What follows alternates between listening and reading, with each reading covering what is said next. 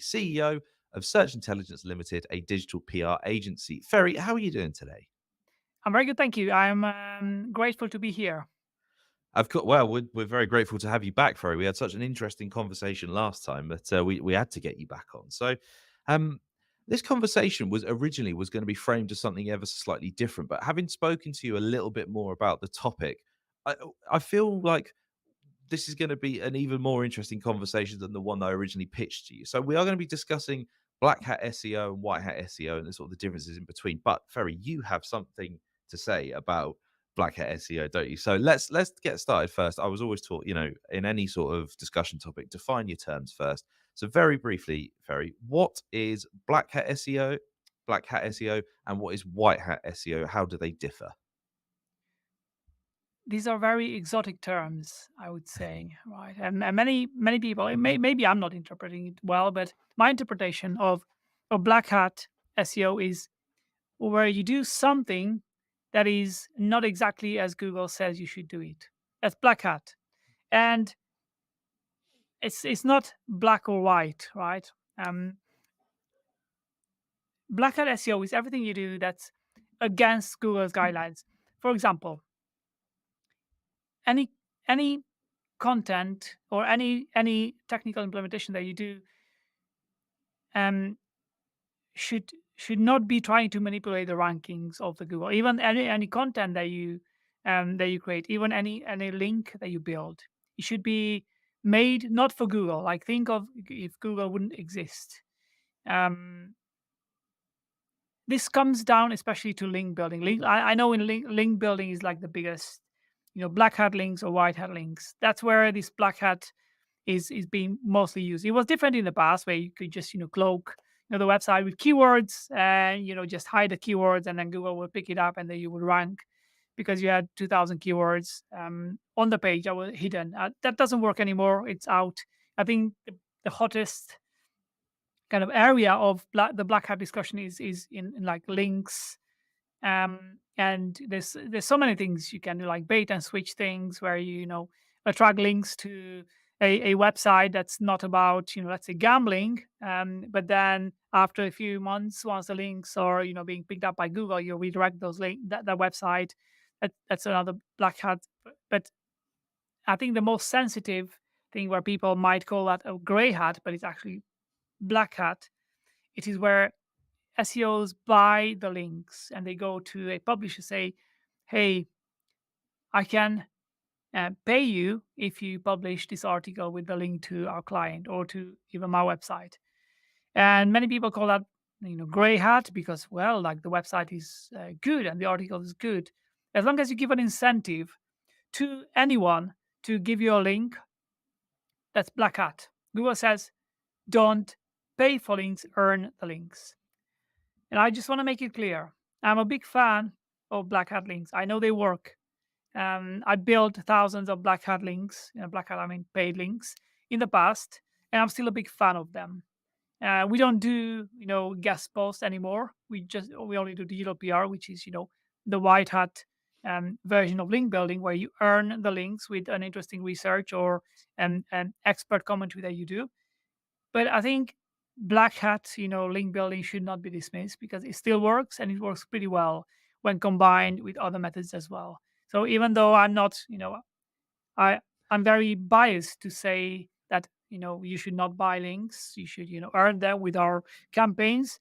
I say you should actually look at what's in top 10 on Google, analyze the websites, and if the top ranking websites are ranking there because they have a combination of guest posts that target like specific keywords like anchor text, and they are like of quality guest posts and combined with other link building methods.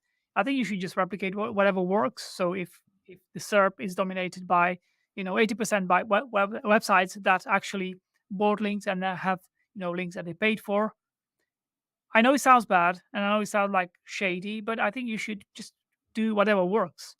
That's what I say. So I think you mentioned there. So what at an estimate, you'd say that 80% of websites are using this sort of tactic. Would you say, just as a ballpark figure? As a ballpark figure, if you go to the SERPs and you look for websites for like competitive keywords, you will find, like, I've analyzed, thousands of websites in the past years, like, as just adding them into Ahrefs. That's what I do all day. I just go in and just Ahrefs is my go-to tool. Like, that's what I'm using the most in my browser. You will find that most of the websites from top 10 have bought links for the most competitive search terms. They have um, guest post links, and you can identify them easily. You can easily identify guest posts. Just do a research, and you'll find that about 80% of the top ranking websites in most industries have bought links. So why would you not just replicate Mm. whatever is working, right? So that brings me on to my next point then, Ferry, is that if if we assume that the majority of websites are using these techniques and they're seeing results from them, why are they still being referred to as black hat? If it's sort of adopted en masse, why is it not permissible still if it's being used so widely? In an ideal world, it's because it's against Google. It's against Google's guidelines. Google says you should never give any incentive to earn a link. To have a link, you should just earn the links without any financial or any, even giving away a product. That even if, let's say, you're a fashion retailer, you send out, because that's been a big activity back in 2012, 2014, 2015, where big fashion retailers sent hundreds of products to fashion bloggers and said, can you write about this? And many of them got penalized for this. Many of them, they actually got, like, penalty, because they were doing it en masse. They were doing it at, like, a large scale, and they were sending out an incentive to a blogger to give a link back to the fashion retailer.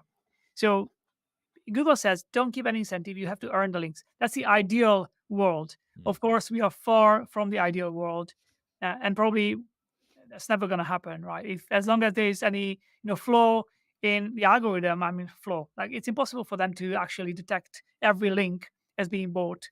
Um, but if you analyze it, with common sense, you will identify that they are bought. But it's against Google's guidelines to give anything. And black hat means you do something that's against the rules. Mm. That's what black hat is. What's the rules? There's, like, Google's guidelines, well documented guidelines. That's how you should play the SEO game. And anything you do that's against the rules, that's what the term black hat means. That's against those rules, it's black hat. If you So pay for a link, it's black hat. do you think we could ever see a time when, perhaps Google reviews its guidelines and says, actually, we've seen that there is this trend of people doing this. We may consider actually allowing this as, white hat SEO. Do you think we'd ever see a time where that happens? Uh, I think Google is already doing it. I think the guidelines are like a facade, and sometimes they go and penalize websites, just to make a show. But I think in the background, Google kind of realized that it's a game that they can never win. It's impossible to algorithmically detect, guest posts, um, especially that they are becoming more and more sophisticated. But it might be like they update the terms and they remove this little thing, but I don't see that coming, because what would happen is SEOs will say, "Oh, we have the green light now from Google. Let's just buy even more Mm. links." Right? And then it would be an even bigger chaos, and it would be even harder for Google to identify good content versus, appearingly, like, seemingly good content that's being manipulated by SEOs. Because that's what, it's a big race to the top, right? Mm. Everyone wants to manipulate Google to think that their content, their pages, their products are better than others.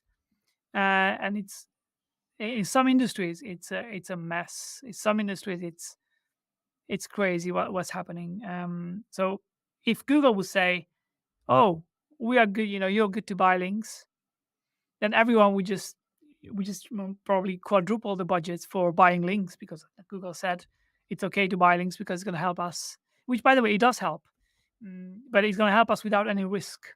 This way, if you're a legitimate business, you might want to double think how aggressive you want to go with this, because your business can disappear, Mm. and lots of businesses still get lots of manual penalties. But if you combine Black Hat, like paid links with earned links like Harrow. By the way, we don't do Harrow, but if you do like Harrow or digital PR, or any other, there's many other methods of like earning links, doing like big stunts, marketing stunts. Um, if you combine all of them and you keep it at reasonable level, then I think you can get away. And that's what most of the websites are doing who are ranking on top. They get away because they don't just do buy links, but they do like buy some links and then do some other things as well that are not natural. And that's how most companies get away with. I've got it. So we've talked about paying for links, Ferry. What other sort of examples of Black Hat SEO are there? Well, as I said, there's I mean, you could even call parasite SEO as a black hat, which I'm not sure whether there is something in the guidelines, but it's a very dirty thing that most companies are doing. Parasite SEO. I don't, if you could tell the audience and myself, included, what was Parasite SEO? So you go to a large established publisher, like I think India Times, and they're like some large publishers who do of sfgate.com, and you can say, hey, allow me to publish an article on your site, and we'll leverage the authority that you already have to rank for like a longer tail but super high competitive keyword, like the best mattresses. And then you, as the mattress provider, controls that article, and then you pay them, I know, 5 grand a year to keep that article live. And then because of the authority of SFGate or the India Times or whatever other websites are involved in this, those articles will rank on top, Mm. and then you make a lot of money. I mean, I'm not sure whether that's kind of black hat, but it is a thing that I know Google is fighting now. That's one of the biggest struggles of Google to detect parasite SEO articles. That's one of the black hat methods. The other one is just building a PBN, building a network of websites that you control that are topically relevant to the main keyword that you want to target, and then interlinking your PBN sites. And by the way, PBNs have been great back in 2012, 2013. They worked well. If done well, they still work today because they push um, like topical relevancy to the main money page. And let's say, and I've done this. I've had a tax calculator, and I built, I think, like 7 other tax calculator websites on seven different domains. I built some links to those, and I link back to my main tax calculator from my network of tax calculator websites, and it really helped. It really elevated the rankings. So it used to work, and it still works if done very well. If Mm. those PBN sites don't look like like a low quality PBN site, but rather you make them look a genuine quality website, even with social media presence, then you can easily get away with this. Even nowadays, even though like everyone thinks that a technique is dead, it still works if done if done like very carefully.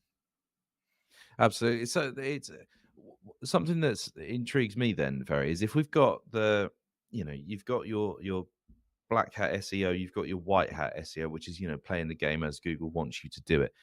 You've mentioned a couple of times Gray Hat SEO. What's the definition of Gray Hat SEO? Because is it not the case of if you've got an element of Black Hat SEO with your White Hat, is that not just Black Hat SEO? What's the definition of There Grey is Hat then? there is a joke in the industry that gray hat SEO is a term made up by black hat SEOs to kind of make them feel better.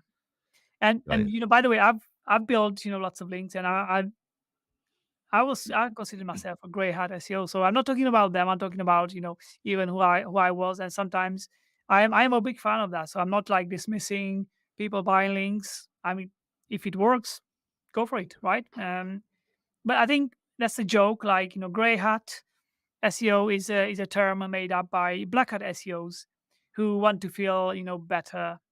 Who want to have a better feeling of doing like black hat SEO. Got you.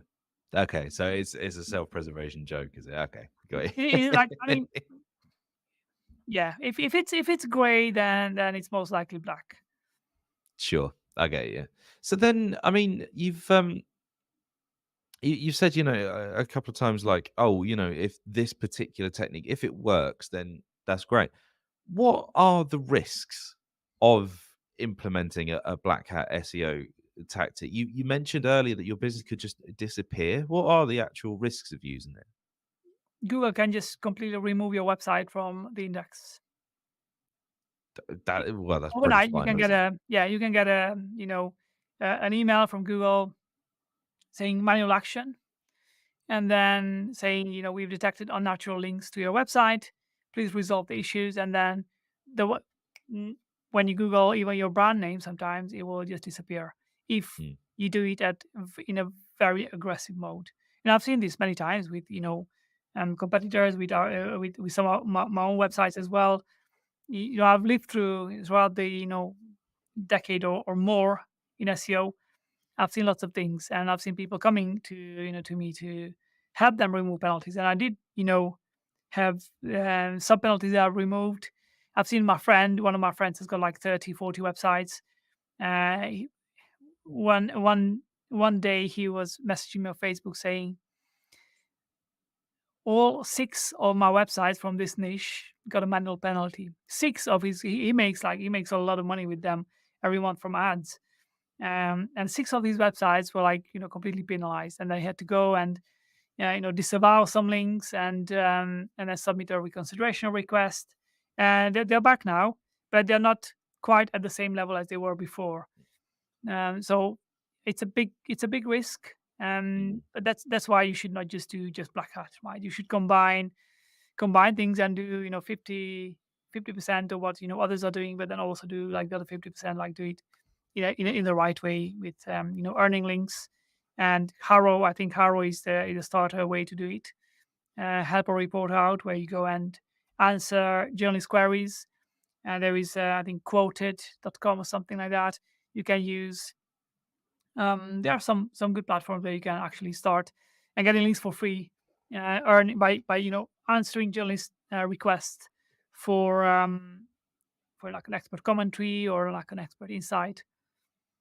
I got you. So there's no sort of legal ramifications as such with No, black hat SEO, is there? No, it's no, I've not heard. I mean, maybe there are cases, but not of any cases where Google sue them for building links. I'm not aware of such thing.